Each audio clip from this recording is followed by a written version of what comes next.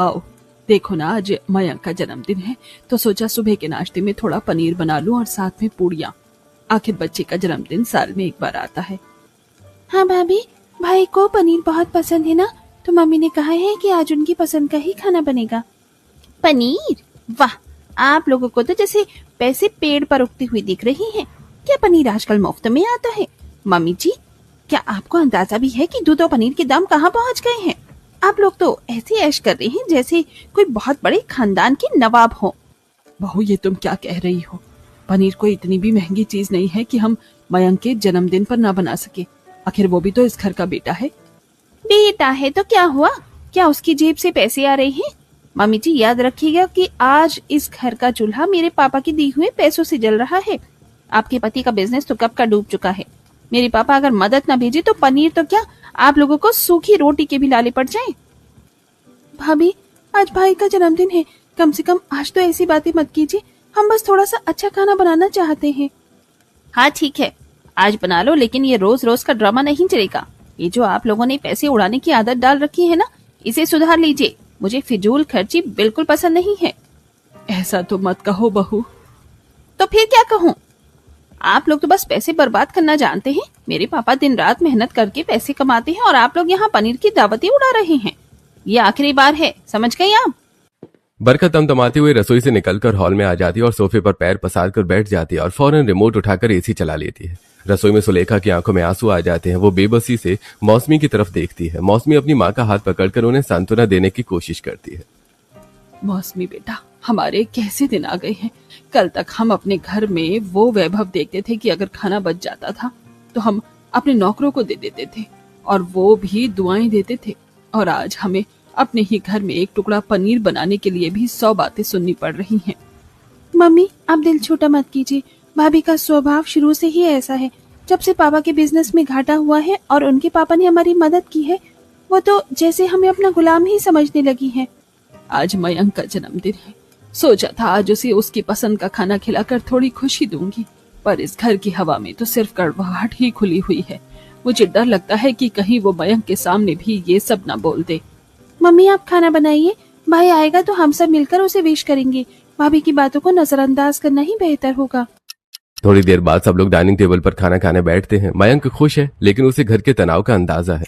राकेश जी चुपचाप अपना सिर झुकाए खाना खा रहे हैं। बरखा बार बार अपनी प्लेट में पनीर के टुकड़ों को देख रही है, जैसे वो उसे गिन रही हो। मौसमी, खाना खाने के बाद फ्री रहना। मुझे टेलर के यहाँ से अपना ब्लाउज मंगाना है, वो तो जरूरी है। मुझे शाम को एक किटी पार्टी में जाना है। भाभी, दोपहर की धूप बहुत तेज है, क्या मैं शाम को चली जाऊँ? अभी बाहर लो चल रही है। शाम को? शाम को तो मुझे पहनना है उसे। तुम अभी जाओगी, और हाँ, ये मत कहना कि तुम्हारे पास पैसे नहीं हैं। मुझे पता है तुम लोगों की हालत क्या है। बरखा अपने पर्स से कुछ नोट निकालती है और बड़ी बेरुखी से मौसमी की ओर फेंक देती है। नोट टेबल पर बिखर जाते हैं। मयंक और राकेश जी ये देखकर अंदर ही अंदर तिलमिला उठते हैं, पर खामोश रहते हैं। ये लो पैसे, और अभी के अभी जाओ और लेकर आओ। मुझे वो ब्लाउज अभी चाहिए। ज्यादा नखरे मत दिखाओ। इस घर में रहने के लिए कुछ काम तो करना ही पड़ेगा ना। ठीक है भाभी, मैं लेकर आती हूँ। मौसमी भरी दोपहरी की कड़क धूप में बाहर जाती है। जब वो करीब 1 घंटे बाद वापस आती है तो उसका चेहरा लाल पड़ जाता है और उसे चक्कर आने लगते हैं। वो चुपचाप अपने कमरे में जाकर लेट जाती है। शाम को समीर और मयंक काम से वापस आते हैं। समीर को मौसमी कहीं दिखाई नहीं देती तो, मम्मी, मौसमी कहाँ है? दिखाई नहीं दे रही है। कहाँ होंगी? कर रही होंगी आराम अपने कमरे में महारानी। काम के नाम पर तो बस बुखार चढ़ जाता है उसे। नहीं नहीं समीर बेटा, वो मौसमी दोपहर में बाहर धूप में गई थी ना। बरखा का कुछ सामान लाने, तो शायद उसे लू लग गई है। वो थोड़ा असहज महसूस कर रही थी तो मैंने ही उसे लेटने को कहा है। लो कर लो बुराई अपने बेटे से। अब क्या सामान मंगाना भी जुर्म हो गया है? समीर, देखो तुम्हारी माँ कैसे मुझे विलेन बना रही है। बस जरा सा बाहर क्या गई, ड्रामा शुरू हो गया। बरखा, कम से कम इतना बुरा तो मत कहो। वैसे तुम्हें पता भी है कि बाहर कितनी धूप थी। मौसमी की तबीयत ठीक नहीं है और तुम इस तरह की बातें कर रही हो। हाँ, तुम तो अपनी बहन का ही पक्ष लोगे। जाओ देख लो अब अपनी महारानी बहन को। मैं जा रही हूँ अपने कमरे में, यहाँ तो मेरा दम घुटता है। बरखा पैर पटकते हुए अपने कमरे में चली जाती है। समीर थका हुआ सोफे पर बैठ जाता है। राकेश जी भी बाहर से आते हैं और समीर के पास बैठते हैं। पापा, काश हमारे ऐसे दिन ना आए होते कि हमें बरखा के पापा से मदद लेनी पड़ती। आज उनकी वजह से ये घर चल रहा है, इसलिए वो हम सबको नीचे दिखाने का कोई मौका नहीं छोड़ती। बेटा, मजबूरी इंसान से क्या क्या नहीं करवाती।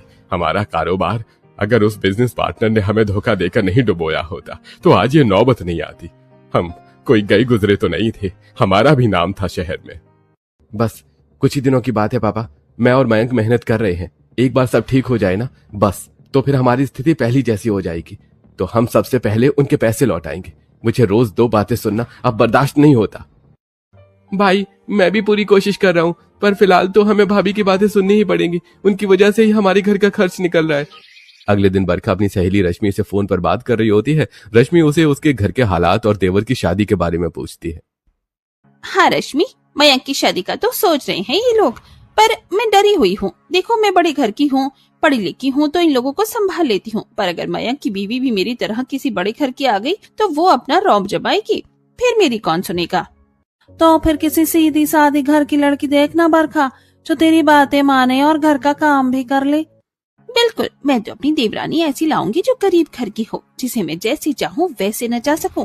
गरीब घर की लड़की होगी तो दबी रहेगी और घर का सारा काम भी करेगी। मेरी नजर में एक लड़की है वाणी, बहुत ही गरीब घर की है, सीधी सादी है। तू कहे तो बात चलाऊं? हाँ जरूर, मुझे उसके बारे में और बता जरा। रात को खाना खाने के बाद बरखा सुलेखा के पास जाती है। सुलेखा थोड़ी डरी हुई है कि अब क्या नया हंगामा होगा। सुलेखा के कमरे में मयंक भी होता है।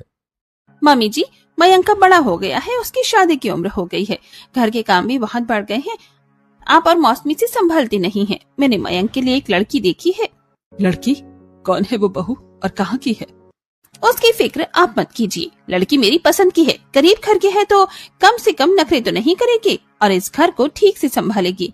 मैंने तय कर लिया है कि इस घर में अगर कोई देवरानी आएगी तो वही आएगी जिसे मैं पसंद करूंगी। पर बहू, मयंक से तो पूछ लो, उसकी पसंद भी तो मायने रखती है। मयंक क्या कहेगा? क्या उसके पास इतने पैसे हैं कि वो अपनी पसंद की शादी कर सके? याद रखिए, शादी का सारा खर्च भी मेरी तरफ से होगा, इसलिए जुबान बंद रखिए और जो मैं कह रही हूँ वो मान लीजिए।